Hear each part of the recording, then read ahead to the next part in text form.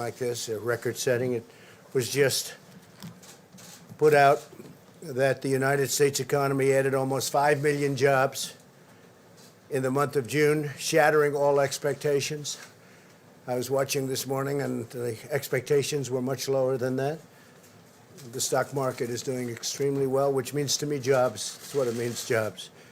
This is the largest monthly jobs gain in the history of our country. The unemployment rate fell by more than 2 percentage points, down to just about 11%. We're down to the 11% number. We started at a number very much higher than that. As you know, we broke the record last month, and we broke it again this month in an even bigger way.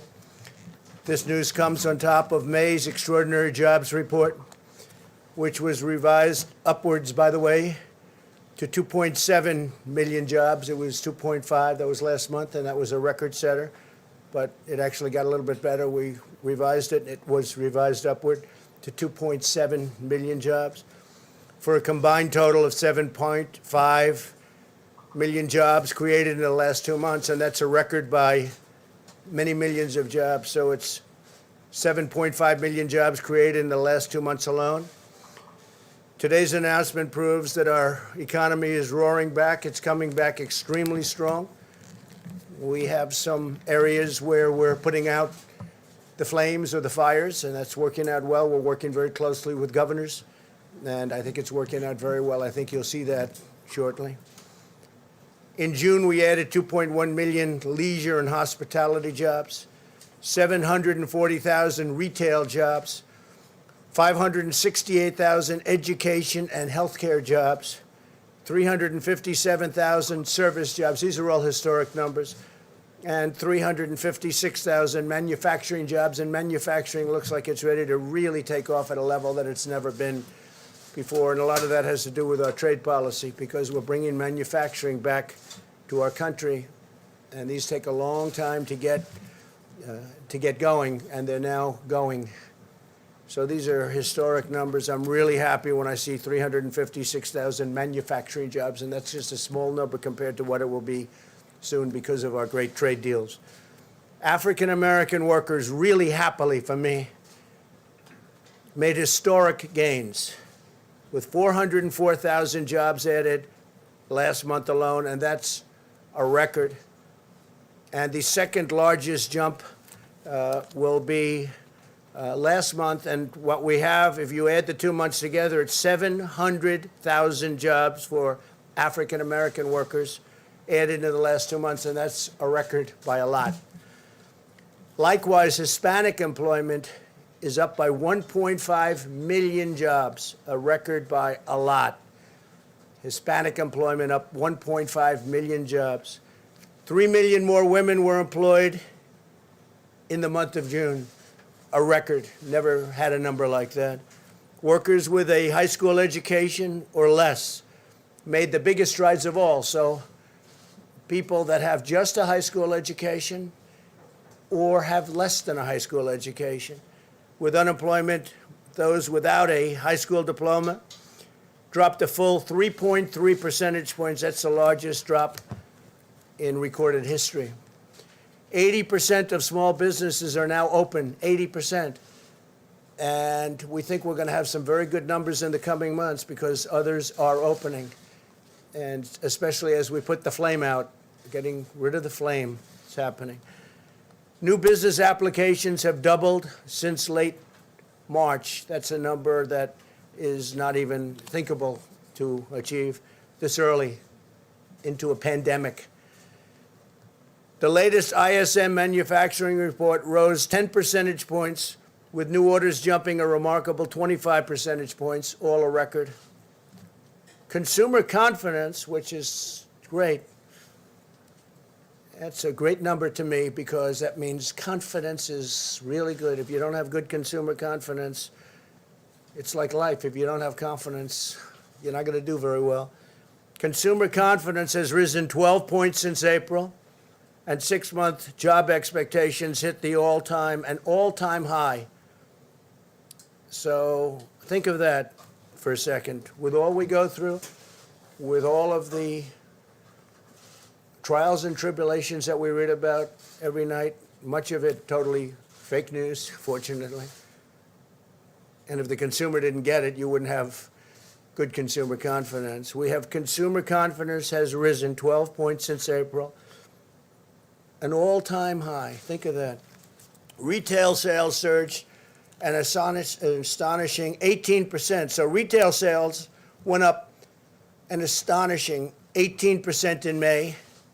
That's the largest increase in the history of our country. That's a tremendous number. 18%. The number of, and what it means to me is jobs, the number of unemployed Americans re-entering the labor force rose by 43%. And fewer workers are dropping out of the labor force than before. And the crisis is being handled. You know, if you look, we were talking this morning, something to think about. China was way early, and they're getting under control just now. And Europe was way early, and they're getting under control. We followed them with this terrible China virus. And we are likewise getting under control. Some areas that were very hard hit are now doing very well. Some were doing very well, and we thought they may be gone, and they flare up, and we're putting out the fires. But other places were long before us, and they're now, it's a life. It's got a life. And we're putting out that life, because that's a bad life that we're talking about. But all of this suggests that workers are confident about finding a new job. The stock market is soaring with the best gains in over 20 years. In the second quarter, the Dow Jones increased 18%. This is in a quarter, 18. These are not numbers that people have heard about. It's the best in 33 years.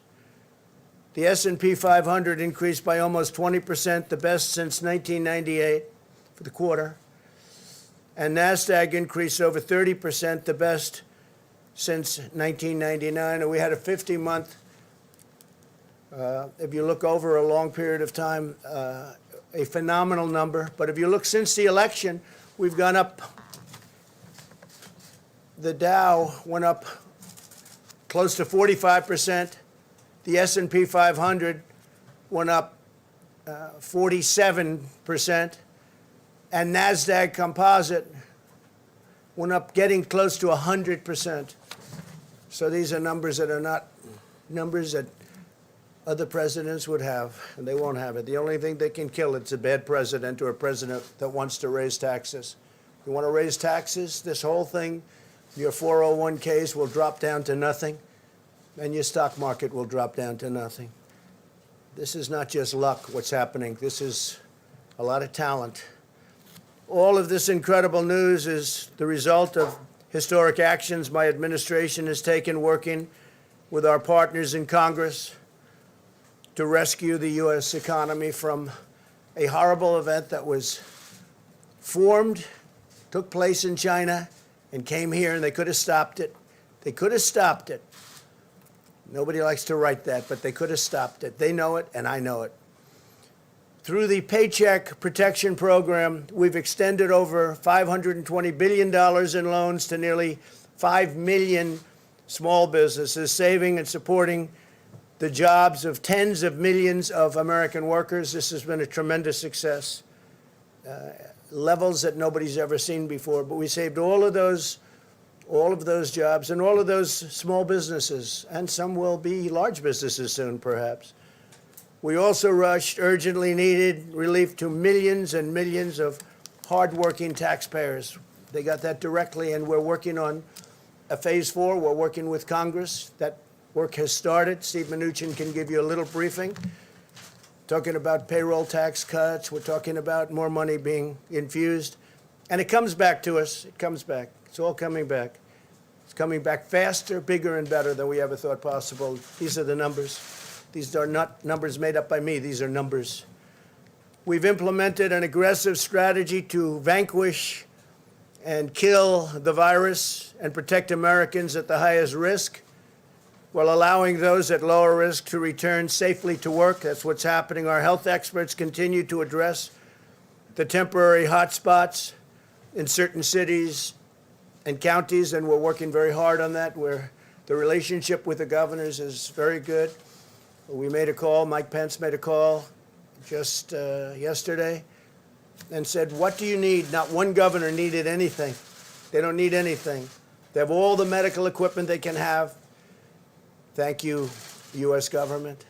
They have all of the ventilators they have. You know, we're giving many ventilators and selling in some cases and giving when needed, but we're the ventilator king. We're now producing thousands of ventilators a week, and we're helping other countries. And other countries are desperately in need of ventilators, because this is now at 189 countries. That changes all the time, that number. Our last count is 189 countries, and many of them don't have money, and almost all of them don't have a capacity to build a ventilator, which is hard to build, very complex, very expensive, very big in many cases. We've done an incredible job. So we have assembly lines building ventilators, and we're building thousands a week.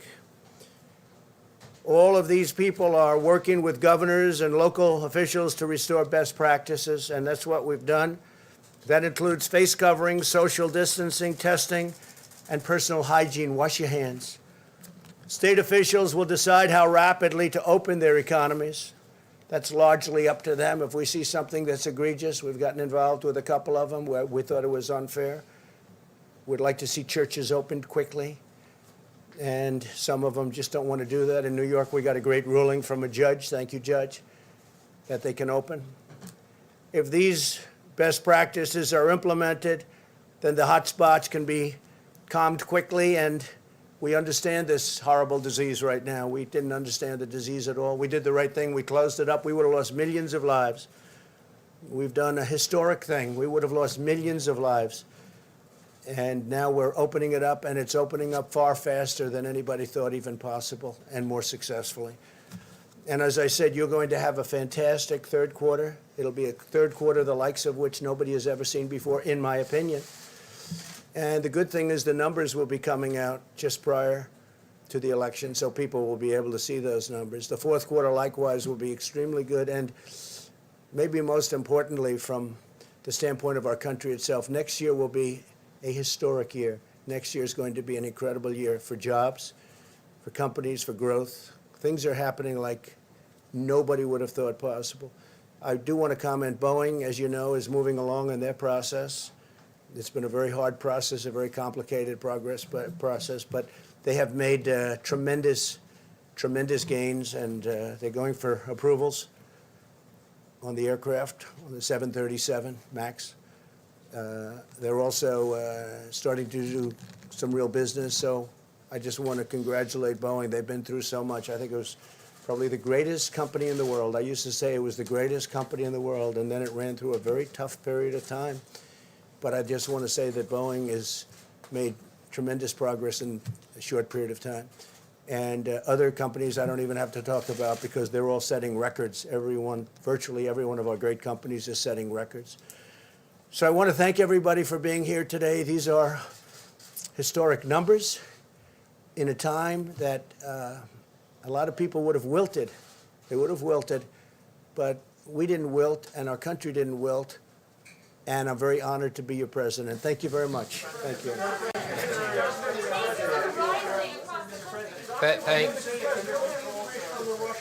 Bounties in your PDB. So let me just make some additional comments. And first of all, we couldn't be more pleased with the results today. Again, between this month and last month, that's about 8 million jobs, 8 million people we put back to work because of the CARES Act and working with Congress. I think, as you know, people thought we would have 30 million people unemployed. Fortunately, we never got to that. So 8 million jobs back, but our work is not done. Our work won't be done until every single American who lost their job because of COVID gets back to work. And there's no question, I want to thank the Senate and the House for working with us. There's no question these programs are working. I also want to thank them for extending the PPP. As I've said, it's our priority when we get to the CARES 4 bill in July. We will look to work with the House and Senate on a bipartisan basis to repurpose that money. We have about $130 billion left. There are going to be a number of businesses that are particularly hard hit, and we'll be looking to give those businesses additional money. So CARES 4 will be much more targeted for the businesses that continue to need work. But there is no question that this is working. And we look forward to continuing this progress. Again, I think 8 million jobs, really extraordinary. Now, let me just make one other comment. Director Kudlow and I are not wearing masks up here because we've both been tested this morning, okay? And that's the only reason. But even with that, we did social distance, so I'm pleased to see you're all wearing masks. I'm going to let Director Kudlow make a few comments, and then we'll both be happy to take questions. Thanks, Stephen. Just briefly, underscoring these high-frequency indicators. You know, it's a difficult thing to do. We haven't had much experience with these pandemics, but I will say this. The Apple Mobility Index is a very important index. It's literally a real-time daily indicator, and we're not seeing any declines. It's still strengthening, even, I might add, in some of the southwestern states, which have difficult hotspots. Housing demand and housing surveys are just soaring. Automobile demand now expected for the third quarter, about 10 million plus production units. The trucking surveys look very, very strong. And the Dallas Fed survey, I don't recall if it was in the president's notes, because it's obviously in Texas, a bad hotspot. The Dallas Fed survey, which goes to the end of the month, has not yet shown any declines. Now, it may. I'm not going to rule that out. And I would say, as a general matter, these job numbers, as good as they are, erasing a third to a half of those who are unemployed, there's still a lot of hardship and a lot of heartbreak in these numbers. I understand that. And the economy is on its way back. We have a ways to go. I will, however, continue to reference the Congressional Budget Office, which is looking for a very strong third quarter and second half, and a number of private surveys and private forecasters who see the same story on the V-shaped recovery. And with good policies and leadership, 2021 can be a big bang year, and we will be able to get back to the peak levels of 2019. So I believe we're well positioned. I think we have a lot more work to do. I get that. And as Stephen mentioned, we'll see how the policy discussions go later this month. Thanks. Sure, go ahead. Mr. Secretary, are you concerned to see new unemployment claims rising? We're at 1.4 million layoffs last week, and that number is actually going up, not going down. Are you concerned about that? Well, let me just say again, I want to just say, we're going to be concerned till every single person is back to work. Now, when you look at these numbers, I think it's tough enough to predict economic numbers in normal times. In these times, you have to look at all these numbers in the entirety. So what I would say on that is there's a lag on the unemployment claims. I think you also know many of these states we set up front are completely backed up. So no, I would focus on the jobs numbers are the most accurate numbers, the trend of 8 million jobs back. But having said that, I'm concerned until we get everybody back to work. Obviously, this is good news today, no question about it. But it's also obvious that the crisis that is surging through Sunbelt states, record number of cases nationally yesterday, threatens all of these economic gains. Many states are throwing their reopenings into reverse. What additional actions is the administration going to take to stop that? Will the administration, and will the president specifically, call on Americans to wear masks? And why don't we have, rather than you guys celebrating good news that it's already happened, why don't we have the coronavirus task force up here giving briefings on how to get under control what is obviously not under control, as Anthony Fauci said this week? Well, let me just say, I am on the coronavirus task force, so I'm happy to answer a few of those questions. I can't comment on the schedule of briefings. I'm not aware of that. The president specifically put in his speech encouraging Americans to wear masks, social distance, and hygiene, because he's the president of the United States and people are not around him close, and the people who are around are tested. I don't think he needs to wear a mask, but the rest of us absolutely, and the president supports wearing masks. I was at the House this week testifying. sure you saw my picture with Chair Powell on the Wall Street Journal. I never thought we'd have a picture like that. But yes, we are encouraging Americans to wear masks. Now, unlike last time, as I've said, and yes, I realize the numbers of cases, we're monitoring that carefully. We're monitoring the hospital capacity. Let me just say I've been briefed on where we are on vaccines and virals. I'm very encouraged we'll have things by the end of the year. So yes, we're going to be careful. And I wouldn't say reverse. I would say the states appropriately are pausing certain things like bars and gyms, which obviously are the more contagious types of things. And I think the states are acting appropriately. Yes. Thank you, Mr. Secretary. John's question. There is John. Look, Deborah Birx has been down in Arizona and Texas. So they have put a team in play, and CDC is doing more of that. And what they're doing is working with local officials, government officials, but health officials, to really re-emphasize what I call the list of best practices. And I think that will do the trick. And if you have to phase out, as Stephen said, if you phase out bars, so be it for a few weeks. I think some places might have been over-exuberant and now have to come back and get back to these best practices of distancing and masks and testing and personal hygiene. But Larry, the president just said a few minutes ago that we're getting this under control. It is obvious to anyone watching that it is not under control, and Anthony Fauci said so out loud this week.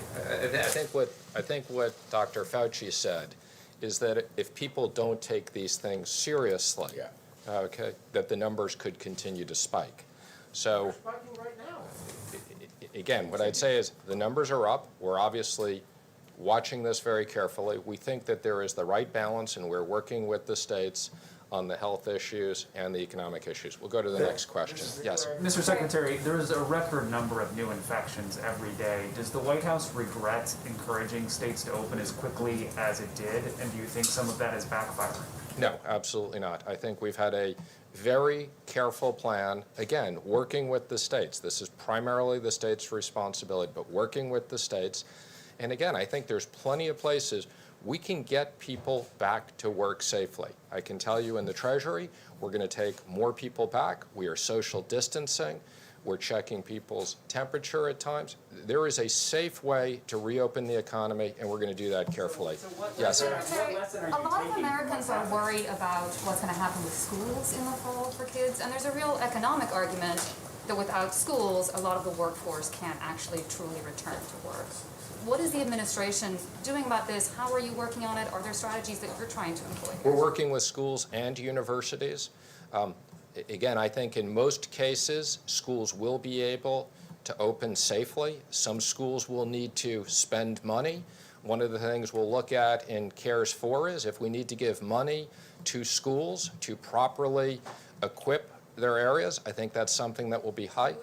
Absolutely. We want to make sure that kids are safe, and that if there is money that schools need to spend to safely have people in classrooms, social distance, spread things out, change hours, these are all the things we're looking at. Mr. Secretary, can you assess the current need for American families in a Phase 4 bill? I mean, in the spring you said that a very big number was needed.